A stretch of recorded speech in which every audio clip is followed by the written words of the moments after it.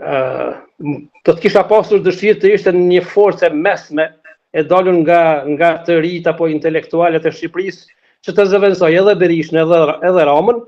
Mirë po unë në këtë zgjedhje shoh fitues prapë Edi Ramën dhe ai pas fitores duhet të reflektoj pak më shumë të të afrohet me Prishtinën si vëllai i madh i yni, sepse ne kemi nevojë për ndihmën politike të Shqipërisë, por edhe kemi nevojë edhe për ndihmën ushtarake të Shqipërisë.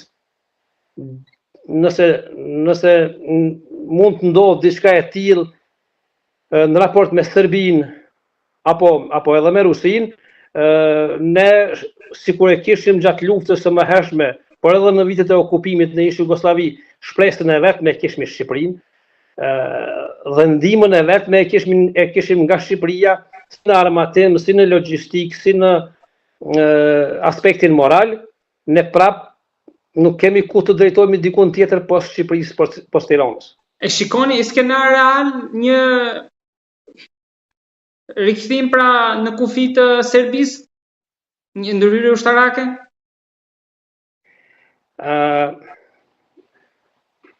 Kjo më varet shumë në luftën mes Rusisë dhe Ukrainës. Nëse Rusia do të arrinte ta thyente Ukrainën, nëse Donald Trump, presidenti i Amerikës dhe Amerika do të tërhiqeshin nga ndihma për Ukrainën, dhe nëse Rusia do ta hetonte se mund zgjeroj luftën e tij, zgjerimi i tij do të vije nga ish shtetet komuniste,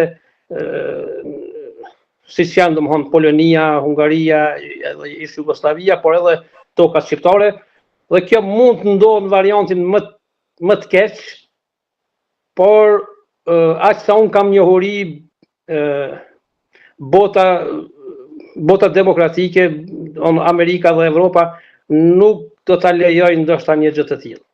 Mendoni që rishikimi i kufive, shkëmbimi i territorëve mund ta shuante konfliktin shqiptar-serb? Më varet rishikimi i kufive si mendohet. Po i referoheni asaj që është diskutuar në epokën e parë të Trumpit. Ajo ka qenë ide e gabuar. Hashim tha që me rishikimin e kufive pretendonte që t'i jepte Mitrovicën dhe gjithë veriun Serbisë për ta marrë Preshevën dhe Bujanovcën. Dhe ne duhet ta dimë që lufta në Kosovë nuk është bërë për livadët e Bujanovcit as për gurët e Kaçaninkut, por është bërë për Trepçën, dhe Trepça ndodhet në veriun e Kosovës. Ne nuk kemi interes që për dy komuna siç është Presheva dhe Bujanovci t'ja japim pasurinë nëntoksore më të madhe që ka Shqipëria në përgjithësi.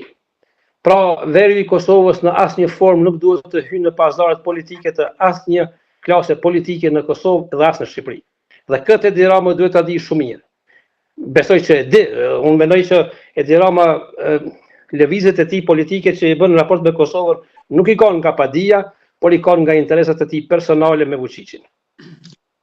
Tek raporti si jemi me aleatët, edhe në këto kohë luftrash që janë nga katërt anët, por në gjeopolitik, si është Shqipëria, Kosova, si është Shqiptaria në raport edhe me armiqtë e saj, sa lobimi i tyre vazhdon dhe i fuqishëm, por ne ku jemi?